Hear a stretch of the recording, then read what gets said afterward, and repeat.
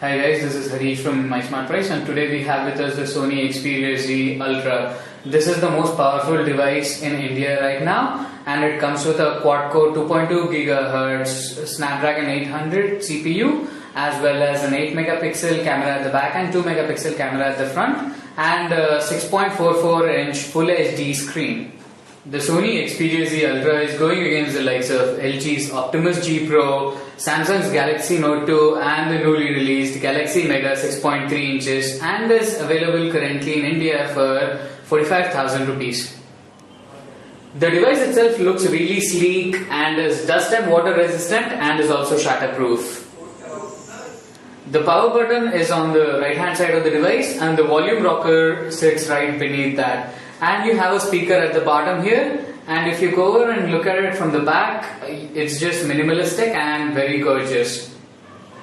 On the left hand of the device you see the flap that is covering the micro USB charging port, and on the right hand side of the device you have the SIM card tray and the micro SD slots. Now getting access to this slots is a little bit of a difficulty, but since they're not used as frequently, that should not be a concern. One difference that we see in the Z Ultra is that the 3.5mm audio jack is not covered, and that should be a great sign because that is a jack that is often used. The last time we reviewed the Sony Xperia Z, we did find a lot of inconsistencies with the screen, mainly when it comes to the contrast ratios. Since then, Sony has fixed the issues with the screen, and the Sony Xperia Z Ultra has one of the best screens we've seen in quite a while. The screen quality is almost as good as the Nexus 4, and it features a Triluminous Display that results in a 178-degree viewing angle, as well as great contrast and black levels. Overall, we're really pleased with this. The screen on this device comes with a 178-degree viewing angle, and that is really great. And as you can see, this device has one of the best viewing angles on any mobile with an LCD screen out there. Here we have the Sony Xperia Z Ultra next to the Nexus 4, and you can see that the brightness as well as the contrast and the viewing angles are better on the Sony device. And you can also see how big the device itself is next to a 4.7-inch Nexus 4. As you can see, the viewing angles on both devices are excellent, and this is really good considering that the Xperia Z had a few issues in this area, so it's really good that Sony's fixed those. The Xperia Z Ultra comes with an 8 megapixel camera, which is a little less than the 13MP one featured in the Xperia Z. However, this mobile is faster at taking images thanks to the better processor. This mobile features the Snapdragon 800, which is the fastest processor that is there in the world right now. Now let's take a look at the camera UI, and as you can see, it looks really fast. And on the left side we have the settings from which you can change all the settings for the UI itself. And over here we have the HDR quick toggle, and this is the exposure settings. And clicking on the camera icon will take you to the scene selection mode, from which you can choose a variety of scene settings. From the UI, you can directly record videos and images, and clicking on this button will toggle the front camera, which is of a 2 megapixel variety.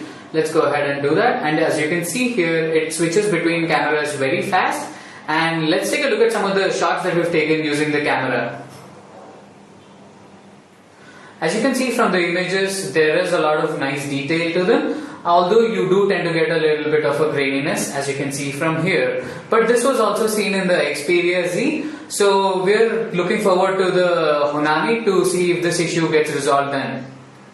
Now let's take a look at how the device handles gaming. We have installed a game called Modern Combat 4 on the device, so let's load it and see how it works.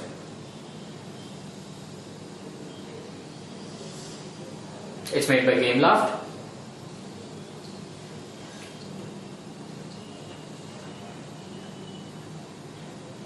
And the great thing about this device is that the Snapdragon 800 in it loads games really fast, and you do not see any kind of stutter whatsoever in it.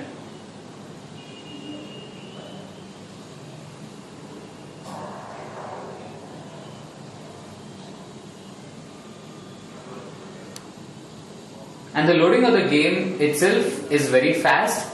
Normally the game would take about a minute to load on other devices, but as you can see, it took half of that time on this device.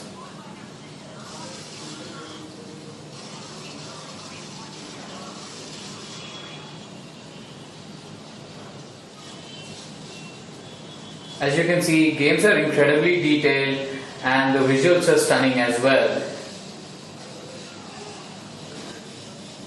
We talked a lot about how fast the device was. Let's show you what we mean. Now I'm going to hit the home button now, and as you can see, it takes less than a second for the device to go back to the home screen, which shows how fast the processor truly is. The device comes with Chrome as the default browser, so let's load it and look at The Verge, which is a content heavy website, and see how it loads and how it looks on this device. As you can see, colors are vivid thanks to the 344 ppi, and scrolling is smooth and the text looks really clear. Let's take a look at how the device handles video. Now we installed YouTube for Android version 5, which comes with a card-based interface and a totally redesigned UI, as you can see here. Now let's load a video and see how it looks on this 6.44 inch screen.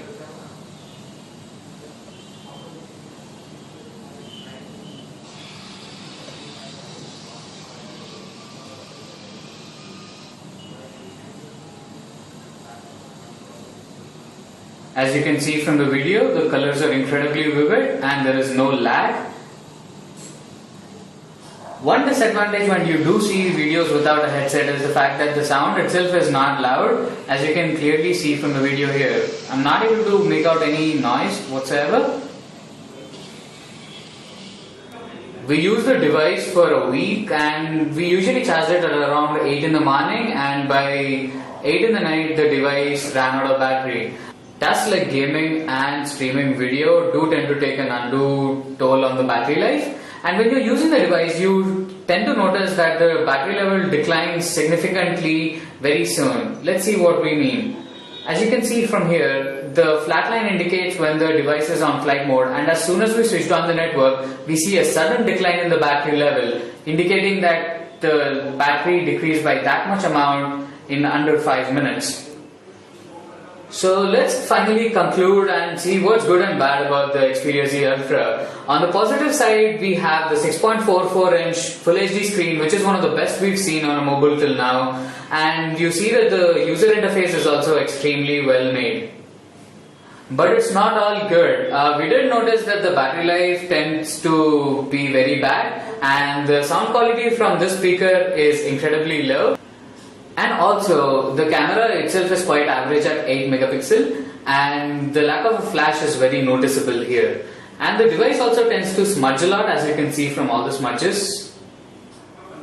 And the Z Ultra is also really costly at 46,000 rupees, so we're really not sure if there's a market for this device right now. Thank you for watching, and visit MySmartPrice for the latest on mobiles.